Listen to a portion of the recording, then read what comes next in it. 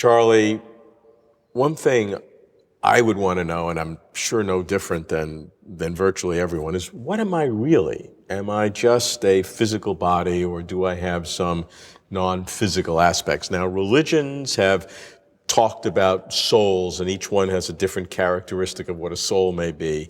Modern science, and brain science in particular, talk about pretty much that the brain is all there is. How do we deal with this? How do we deal with the nature of the human being? Are we souls, and what could that possibly be? First thing that comes to mind, why do you want to know? Hey, look, I mean, my life is finite, and I have this either reality or illusion of consciousness, and I want it to continue.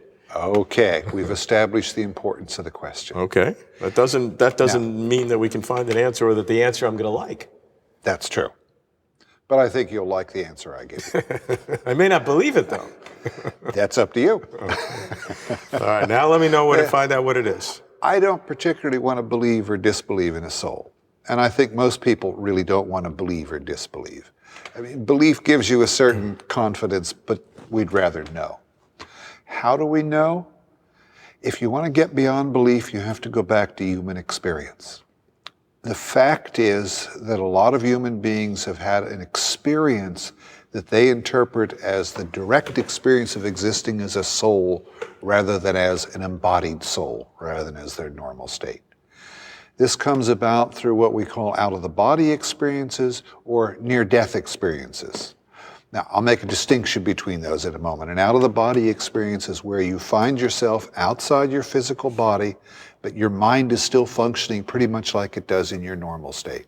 And and you may marvel at this, right? You may say, I couldn't possibly be experiencing this, but darn it, I am. When you come back to your ordinary state, you don't dismiss it as that was a funny dream because it seems so real. To people who have this experience, they feel as if they've experienced their soul. They typically say something like, I no longer believe I'm going to survive death. I know I'm going to survive death. I've been there. I've done that. We can argue with it, but it has a tremendous effect on people. Now, the near-death experience is even more interesting because it often begins with an out-of-the-body experience, but then the whole quality of a person's mind functioning changes. They go into an altered state of consciousness, making the experience more real than real and of a totally different sort. So they not only feel they knew what it was like to be a soul, but to have a totally different kind of knowledge, usually knowledge of what's really important. The near-death experiences happen to untold millions of people now because of modern medical resuscitation technology. And these people are almost always invariably changed for the rest of their lives. They have a mystical sense that they're going to go on beyond death, that there's a spiritual order that affects what they do in life.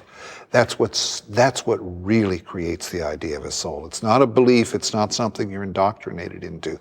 That's the direct experiential stuff. No one doubts that these people have had those experiences. They believe it themselves, and indeed their lives may be changed because of it, certainly on the near-death experiences. Mm-hmm. But it would seem that there is sufficient evidence to show scientifically and neurologically how that occurs. Heart stops beating, oxygen changes to the different parts of the brain, the temporal lobe may be deprived or excited in some extra way, and seizures can occur that generate these kinds of feelings. And the reason they're similar, the light at the end of the tunnel or whatever, is that the physiological cause is the same.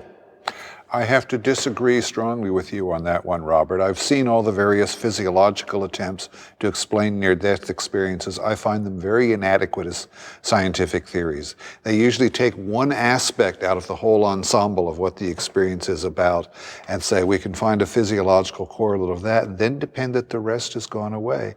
That's not a very adequate explanation. And of course, the ultimate test of those kind of physiological explanations will be, can they produce near-death experiences at will? Now, of course, you got some tricky ethical sort of questions there, because the near part is tricky.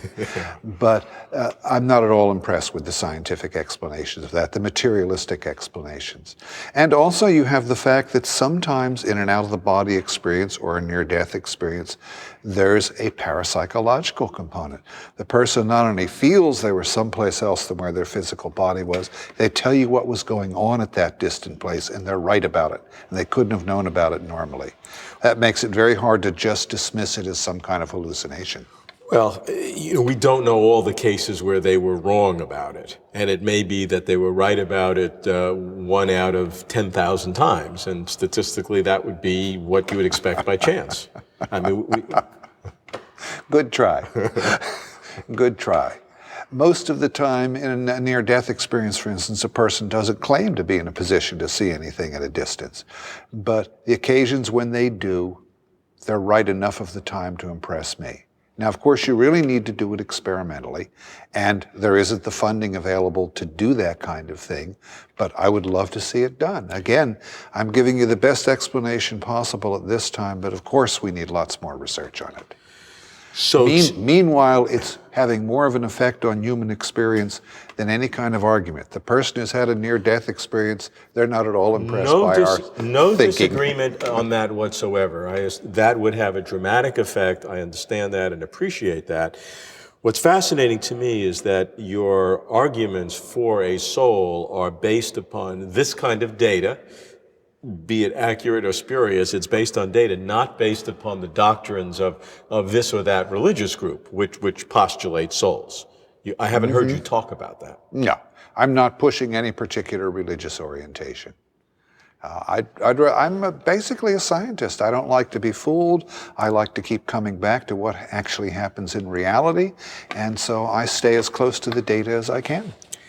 How could this be falsified? What could convince you that there is no soul, that the brain is all there is, tough luck, you got what you can, live while you can, and that's it? What would cause you to believe that? I have to give you two answers to that, okay? First, the more funny one, if I believe that I'm going to survive death in some form and I don't, I'll never know I was wrong.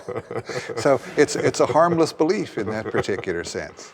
The other more experimentally inclined answer is if we found physical ways to reproduce all of the qualities of out-of-the-body experiences and near-death experiences, the whole gestalt package, not just isolated ones, and people consistently described what was at a distant place and they were always wrong, then I would indeed begin to doubt the veracity of that data.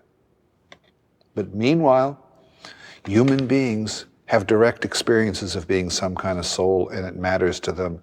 And I say, let's investigate it in every way we can, not just dismiss it as, oh, we'll explain that away as brain malfunction.